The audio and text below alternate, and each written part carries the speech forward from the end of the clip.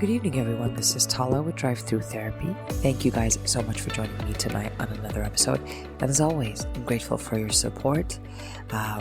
Also, if you wish to send me any email letting me know where you're at and how you're doing, or any suggestions you may have for me, you can contact me at talaibra8888@gmail.com. And usually I respond. I'm always excited to get an email, so I appreciate it. If you have any feedback on it or any suggestions on an episode that you would like me to tackle, I would love to hear your suggestions. It helps out, really it does. So yeah, greatly appreciated.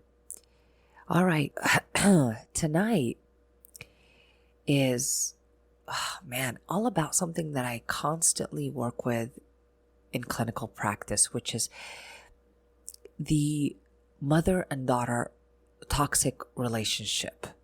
And there's a constant need for the patient to come in and tell me or ask, why do I keep trying to please my mother, even if my mother wasn't a very good mother? I mean, clearly my logical self knows she's toxic. She has had a history of addiction. She chased other things rather than make her children a priority. Whatever theme and toxicity the parent or the mother would have. In this case, we're only talking about mother-daughter, just mother and daughter today. So I'm often asked, like I said, why do I keep going back to this mom, wanting her approval, wanting her to change, or expecting that she would change? Even that's more accurate, expecting that she would change, but I get disappointed every time. Well, tonight I'm going to answer that question for many people that might be wondering what the hell is going on there, because this is something that I think a lot of women need to know if they're dealing with a toxic mother. And if you're listening to this and you're not dealing with a toxic mother, you can very well use it for a toxic father or another family member that may have been a caregiver to you. But this is specifically dealing with a direct caregiver, okay? A direct caregiver that was perceived as toxic. I hope this makes sense so far. So let's tackle the nitty-gritty of this situation. When you think about us as children, we really start to idealize the parent in order for us to bond. That's what we do, actually, because no matter what the parent is like, it doesn't really matter. As long as we bond with them, we just have a need to bond with them as a way to survive as children. We need a parent. We know we need one. We need someone to belong to, someone to protect us. Even if they barely feed us, even if they're barely there, we still want to bond with them. So the child will make them a perfect, idealized version of who they are. So they'll be like the perfect mother in my head, even though me as a child might be disappointed by them, might be mistreated by them. It doesn't matter. I will eventually idealize them. Now, this task for a child is very important, like I said, because this is our need to bond. When I idealize them, then they no longer become the problem. It starts to be blamed subconsciously on me. So, because the parent is perfect. I love the parent, right? So I have to blame someone for my needs not being met. So I'll blame me. So if my mom isn't around, I'll say I wasn't worthy enough.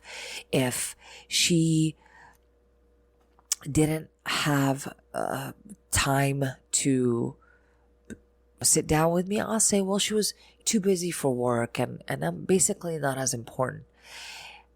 And because my mom works really hard, she has to be at work. And so I'll start really blaming me for wanting what I want. So if I want to spend time with her, I really start saying I shouldn't be asking for that because she's working. She has to provide. This leaves a child confused, in a state of confusion, because they don't really recognize that the truth of the matter, or see the parent with clarity. At this time, they're just doing themselves a service, a very big service of making them seem like they're perfect so I can like them, I can love them, I can bond with them. So even if that is a price I have to pay, which is blame myself, I'd rather blame myself so I can make them look better. In a lot of ways, that child also will make justifications or excuses for the parent. Again, in a way to make them seem like they're perfect. Adults do no wrong. And so we will consistently justify their behavior. Interestingly enough, if this goes unchecked, if this doesn't get cleaned up by the child who then later turns into an adult, what ends up happening is that they continue, or they may continue, let me phrase it this way, they may continue to make excuses for other people, other people's bad behavior. And we'll see this, if a woman is making excuses for her partner's behavior, just so she can love them, oh, they had a tough childhood, they don't have the ability to open up emotionally, they will make a lot of excuses for someone just so we can bond with them or stay with them, right? So we can meet that need. Again, we're used to doing so much work to connect or love another person. This is a lot of work.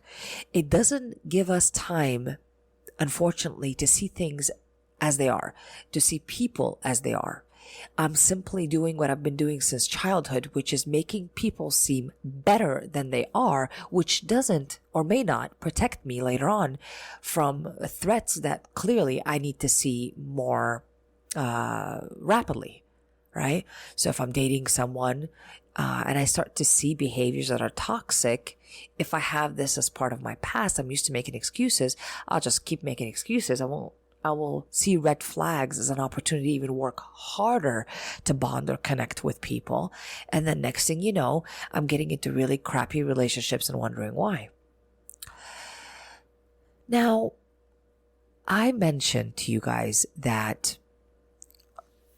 what I hear a lot of women saying about their mothers is their constant, as an adult, their constant need to continue to get approval or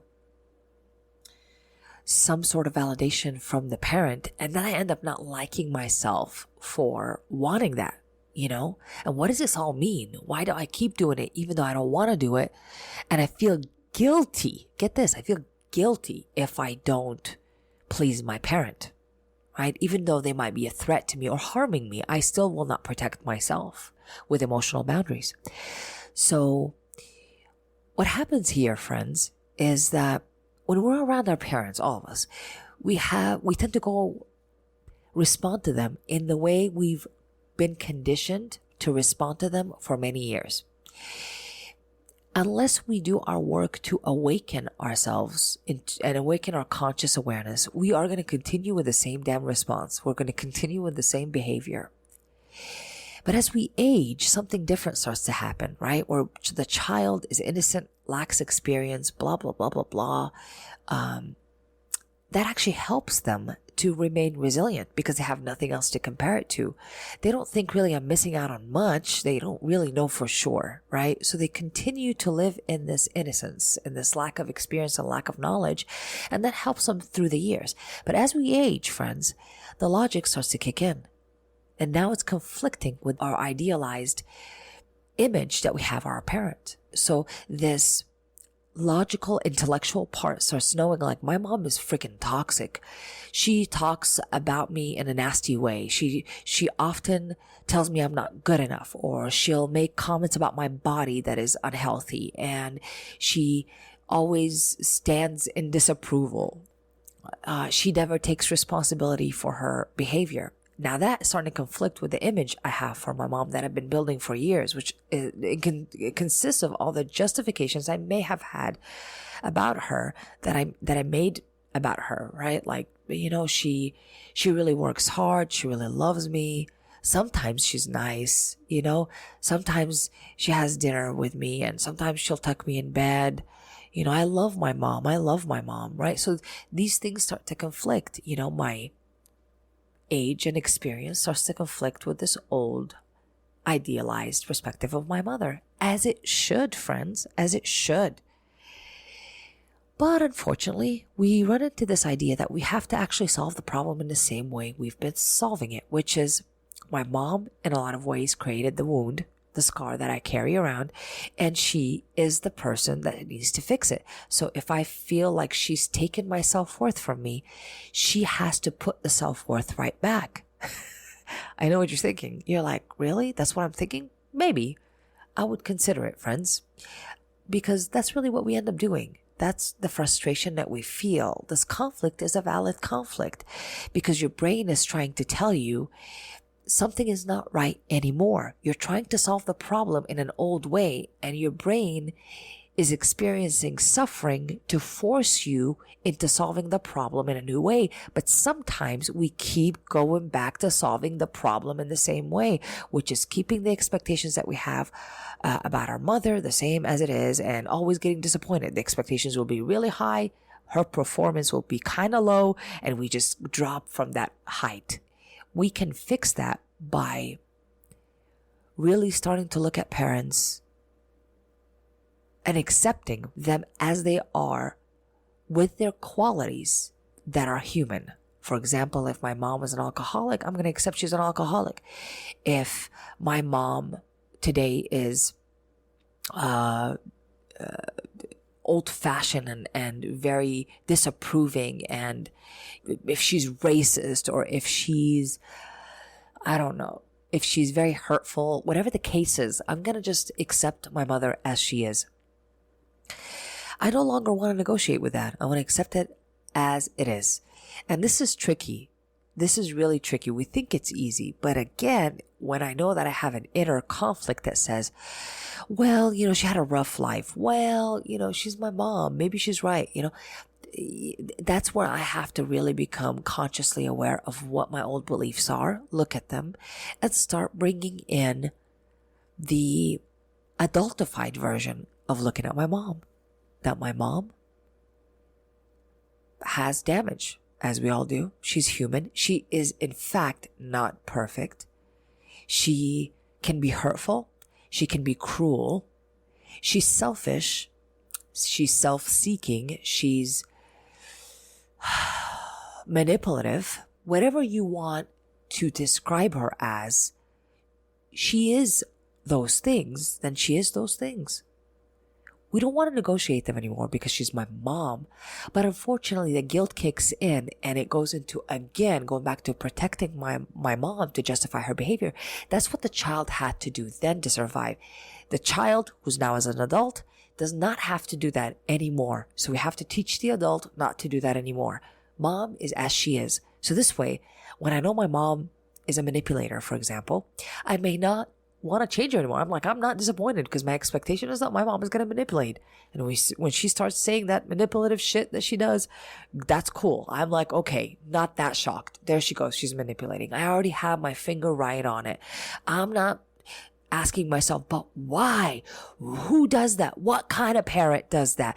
Why would she do that? These questions are hurtful to you because you know the answer. You know the answer to this question.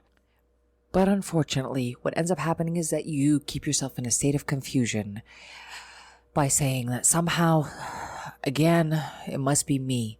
Why does she do that? It's like you're giving this mother more characteristics or more skills that she doesn't have. She never did. More than likely, in your lifetime, if it's toxic still, she never will. So she has not learned to take responsibility for her actions and her words and what she's done, and that's where she's at. Whether it's okay or not, or me having an opinion about it, there's no need for all that. But what we need to do is heal. Healing requires me to outgrow the idealization I put my mom in.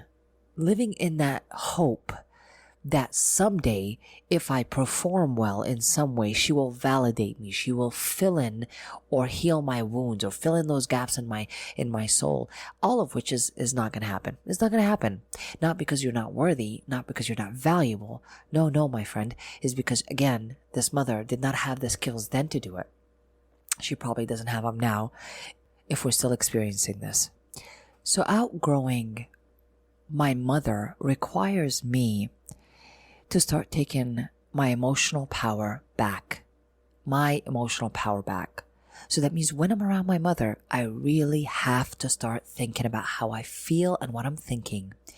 Because again, I've been trained to think about how she thinks, what she feels, and learn what she wants and what she wants to do.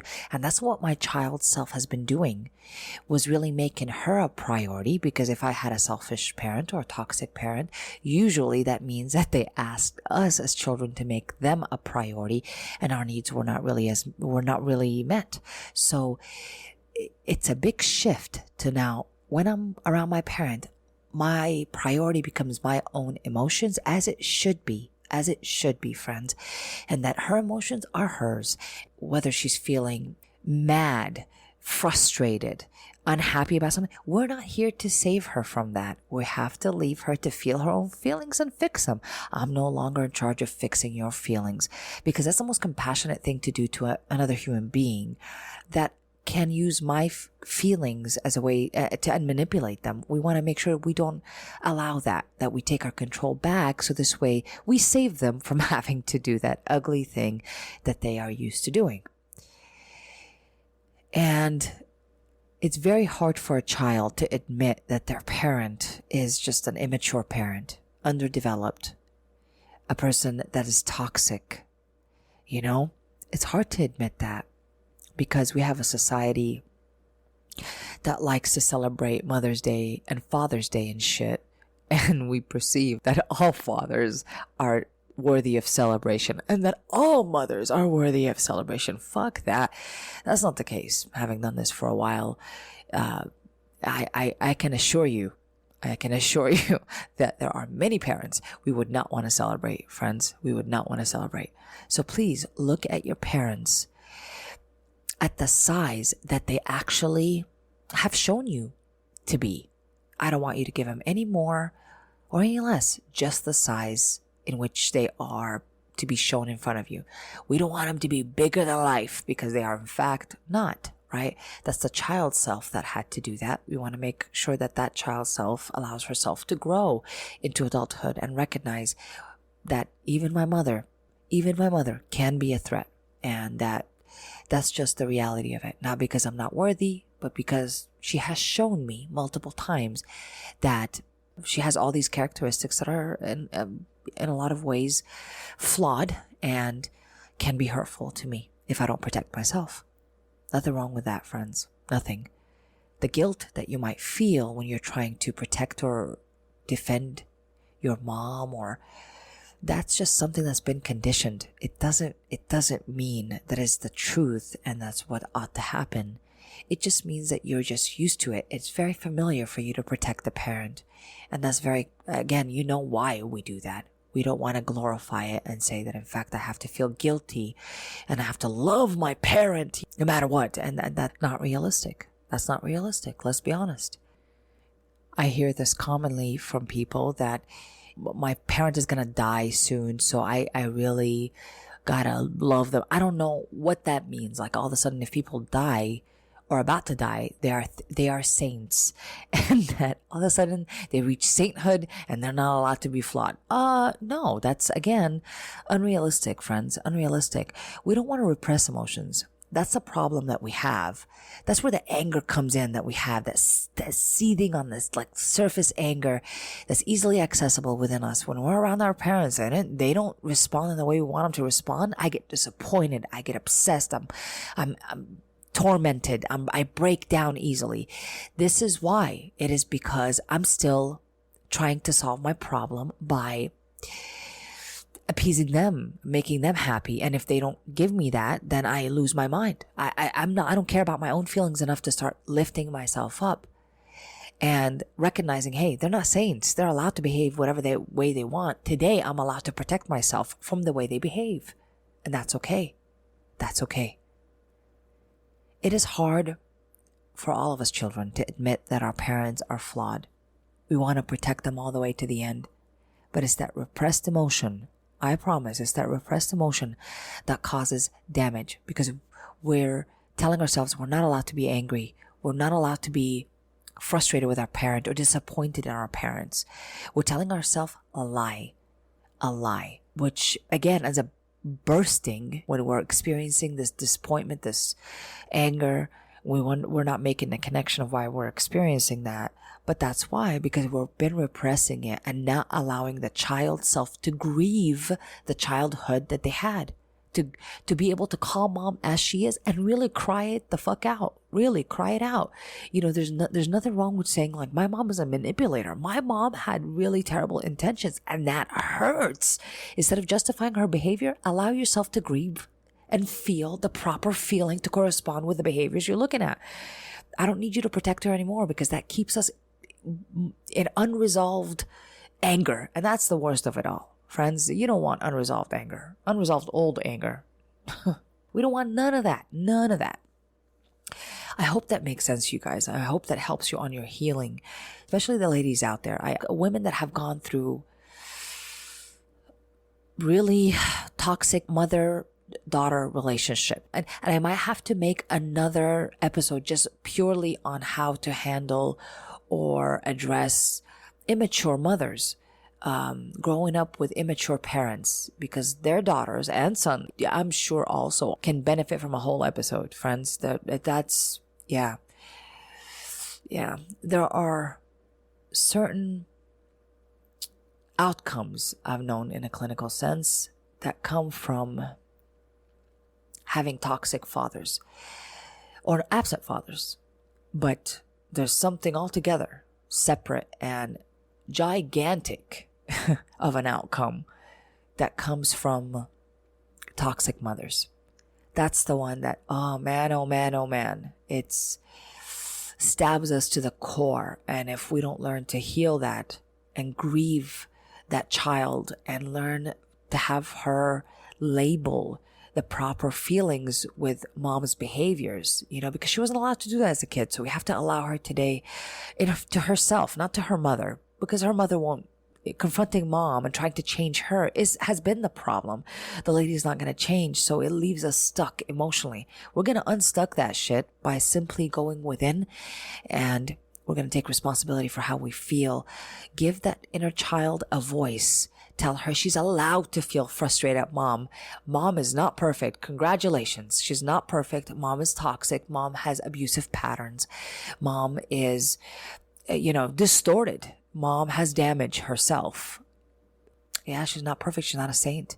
And I'm allowed to grieve and feel the proper feelings I'm supposed to feel towards my mom. Again, letting the parent know about my hurt and all that. It's a tricky situation, because if they're still immature and underdeveloped, what you're going to get back is what you've been getting back. Them not taking responsibility for their behavior. So I don't want you to get your healing from them. I want you to get it from within, because that always works. That always works, and it works for a lifetime. So I stopped needing to change or expect things of my mother. If I don't want to see her today, if I don't want to pick up that phone, then I'm allowed to not do that. Because if she's given me anything else, then maybe I would have picked up that phone. But what she gave me and what she's shown me through the years has been worthy of me not picking my phone up when I don't want to. I'm allowed to have feelings of like, oh, I don't want to talk to her today. I don't need to be cruel or rude to her, or even confrontative with her, because again, the work that has to happen now is not on her. I don't need to fix her. I need to go within. It's about healing for me. That's what I'm responsible for today. So I stop making the parent responsible for fixing that, and I'll get my power back. And that's how it works. Thank you guys so much for joining me tonight. Oh, I love you guys. I love you. And if you know somebody that might need this episode, please send it to them. Sometimes the major thing we need is somebody to validate the traumatic experiences and the disappointment and the heartbreak that we experienced as children. And we go to that parent, that abusive parent, to try to get that validation and have them take responsibility so we can validate our experience and our trauma. But we don't need that anymore. Let me validate you. Let me validate you that you were there and that you are to be trusted with what you've experienced. And if you've experienced trauma, I believe you. And if you've experienced injustice, I believe you. Abuse, I believe you. I believe you. I'm here to validate you for that. So hopefully, maybe somebody else might need it. And if you know that, just send it to them. I love you guys, and I hope this finds you well wherever you're at in your healing journey. I'm sending you love and light and the courage to set your guilt free from all its hidden places. This has been an episode of Drive-thru.